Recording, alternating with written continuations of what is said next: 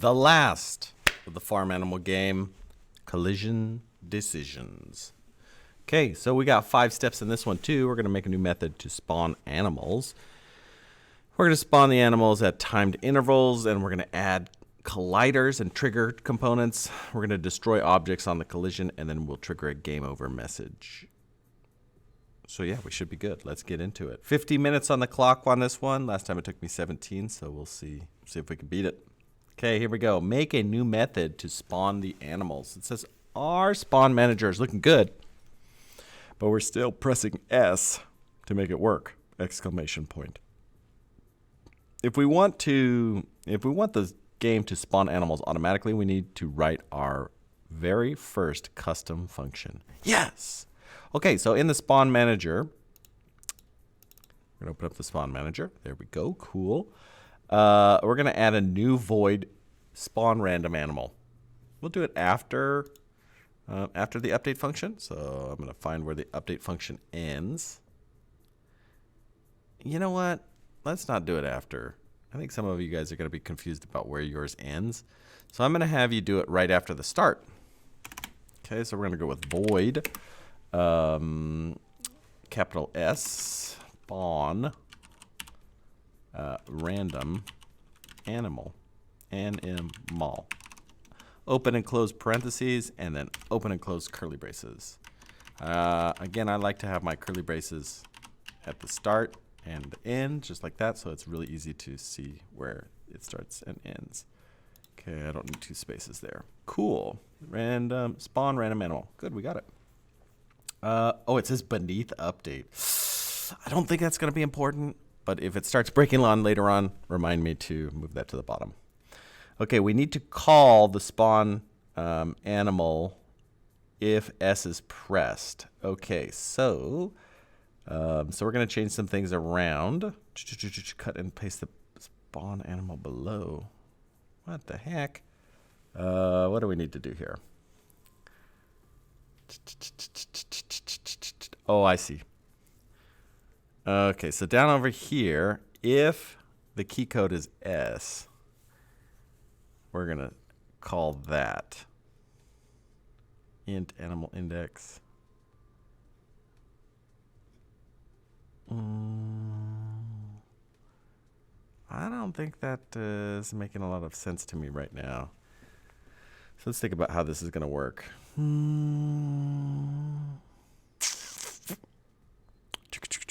Yeah, I don't understand that. But we can start putting in our spawn manager. Int. Now I see. Animal index. Okay, and then equals random range. Now we can actually just copy this one out. Cut and then paste. Boom. There we go. That's that one.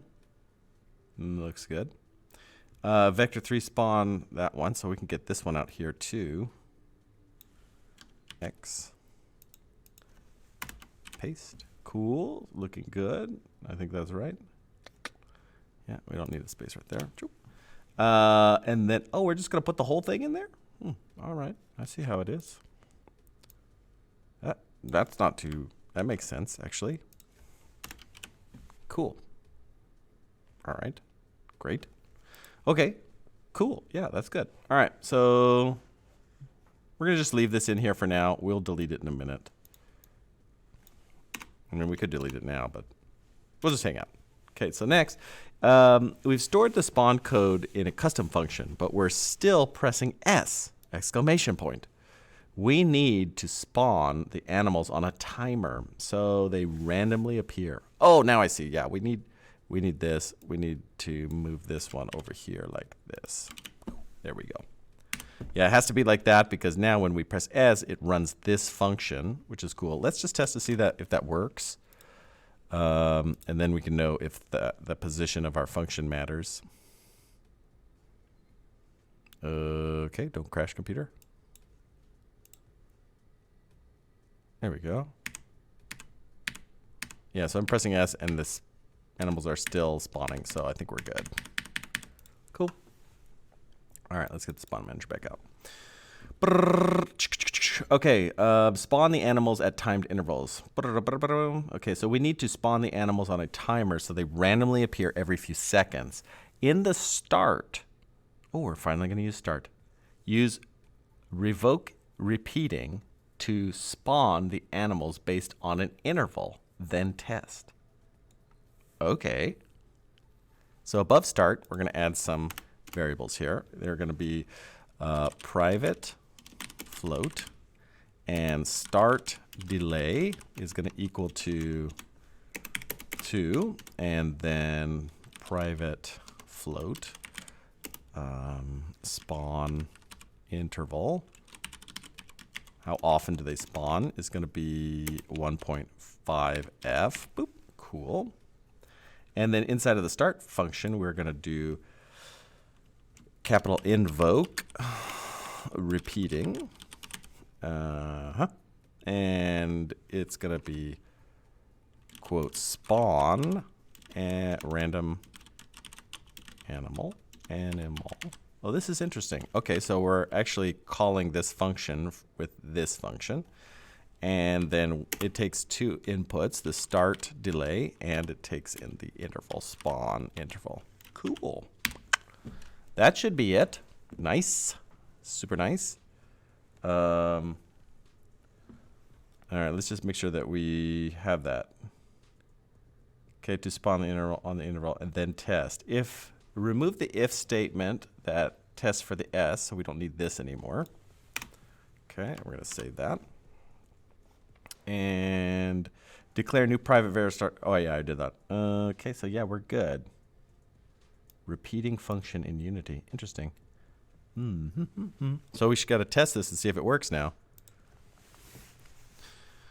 Got to say a prayer. Dear Lord, please make this work. It did. There they go. And those horses are fast. I'm going to have to slow those horses down. Every 1.5 seconds. Yep. Cool. It's working. It's working great. All right, so we're done with step number 2 now. On to step number 3, add collider and trigger components. Animals spawn perfectly, and the player can fire projectiles at them, but nothing happens when the 2 collide. If we want the projectiles and the animals to be destroyed on collision, we need to give them some familiar components, colliders. Okay, double-click on the animal prefabs, and then add a component box collider. Okay, so in the prefabs, we're going to double-click on the animal, and then we're going to add a component. It's going to be called a box collider. That was easy. We have to do that for every single one of them. Do you want to save changes made to the made in prefab mode? Or changes will be lost if you don't save them? Does it tell us about saving them? We probably want to save. Yeah. Okay, mine the black horse. Yep. Box collider. Yep. Save. Chicken. Box collider. And probably the carrot too. Box collider. Does it say to do the it says only the animal prefabs. Let's hold off on that one then. Okay. Check is triggered. Oh, shoot. Okay, is triggered. Like Mr. Lyons. Yeah. Save. Is triggered. Save. Is triggered. Save. Cool.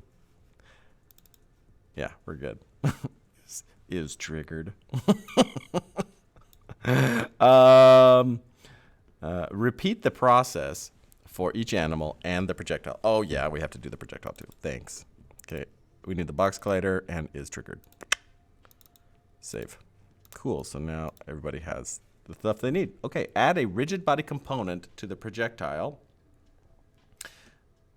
Oh, and uncheck use gravity. Oh, so it doesn't need a box collider, it needs rigid body. Whoopsie. Okay, so we'll remove this one, and then we'll add another component for the carrot. And we're going to go rigid body. And use gravity negative. No, thank you. Add a rigid body component to the projectile and uncheck use gravity. Okay, I think we did that right.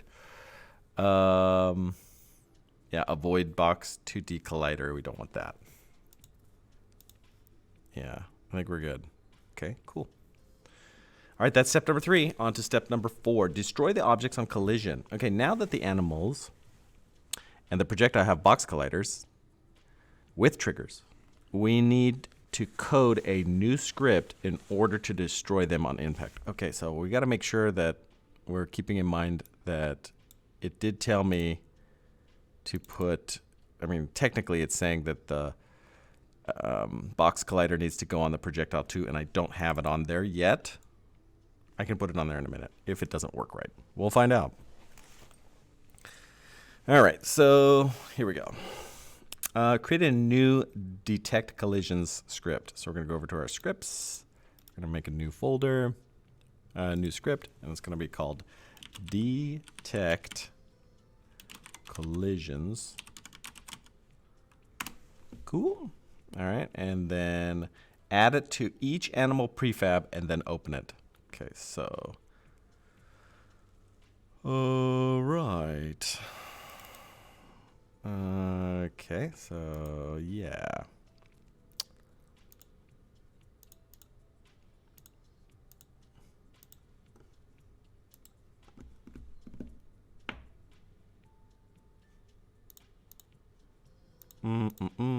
Detect collisions. So do I just drag it onto this one? Oh my gosh, I forgot how to do this. Yes, and then I have to do apply to all. What a chore. Okay, so I put that one on the horse. So if I check on the horse, now it has, yeah, detect collisions. Okay, yeah, we got to do that again. Okay, so we're going to go the scripts, detect collisions. We're going to drag it on the rooster. And then see if I don't do the overrides, watch what happens. If I'm over on my prefabs, I just put it on the rooster, and it is not on the rooster. So I come back over here to my rooster, and I hit check overrides, apply to all, and then now when I take a look at the prefab, guess what's there? The script. Yeah, so that has to do that. Okay, last one is the brown cow, which also gets the script. Brown cow. Override, apply to all, and the carrot too. Okay, and then carrot, overrides, apply to all. Okay, so did I do that correctly? Okay, I did that. Add it to each animal prefab, and then open. It didn't say the carrot, so maybe I should hold off on the carrot. So removing it from the carrot is very easy. I just remove component. Cool. And then, actually I have to remove it from the prefabs one. So prefabs, and then we go remove component. There we go. Now on the carrot, it will be gone. Oh no, it's not. Yeah, cool. All right. Okay, so let's open up our script. Detect collisions. All right, so it says before the final closing curly brace, which is right here. So we're going to open that part up, and before that, okay, we're going to add a new function using autocomplete. Whatever. So we're going to go void on trigger. I think it has to be capital O. On trigger enter. Cool. Yeah, and then we're going to add collider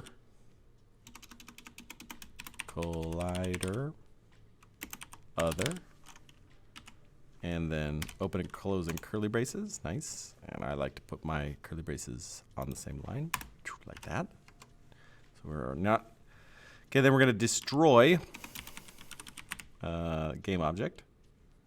Destroy game object.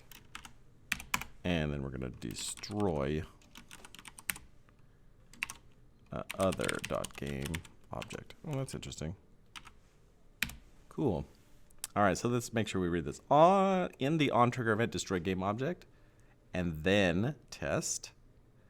On in-trigger, destroy other game object. Okay. Overriding functions. Interesting. Okay. Well, let's save this and see if we have some problems. I'm betting we're going to have problems.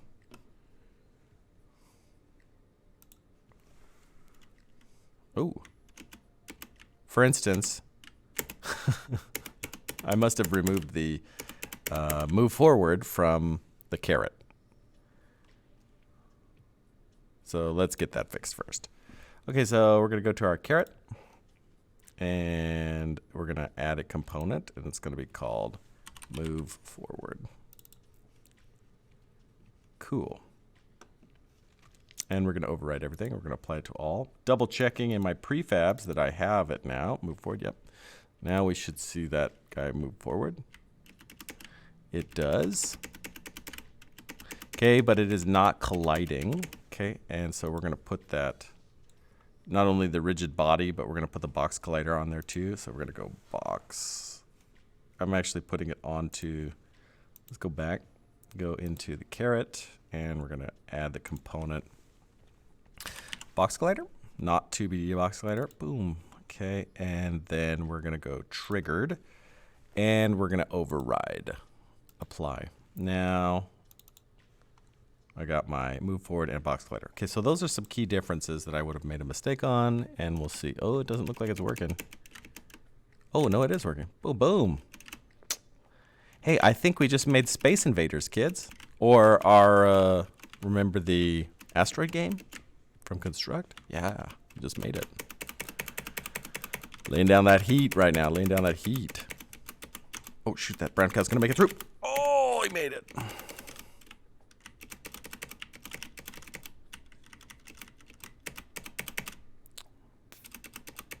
Some of the cows make it through. Okay, but anyway, that's working.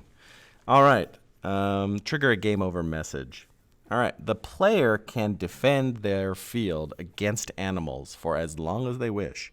Okay, so in the destroy out of bounds. So now we're back over to scripts. Destroy out of bounds. Okay. Excuse me. Okay, then we're going to go to in the if-else condition, which is my second if. Okay, that checks for the animals to reach the bottom of the screen. Add a game over message. All right, so we're going to go debug.log, quote, game over.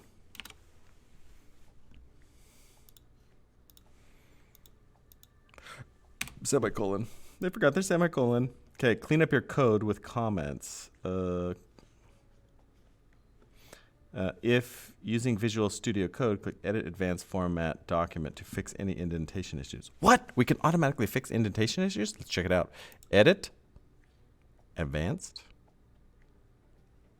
Oh, no. This is for Visual Studio Code community. Now we're not using that. Sad face. Oh, well. Okay, so that's good, I think. Oh, that was it? Okay, save. Let's see if that actually works. Okay. I think you have to turn debugger on. Well, we'll see. Press play. Ah, debug does not contain the definition log because I spelled something wrong. What did I spell wrong? I spelled capital log. Duh. Okay. Let's get that fixed.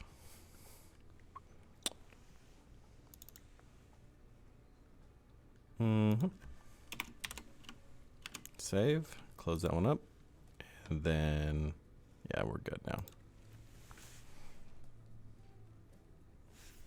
Ah, it does say game over at the bottom. It works. It's pretty tough though. That's that horse, and actually my player can't move outside of a certain range. I probably need to fix that. Anyway, that is, the Space Invaders or Asteroid game, and we made it. Cool.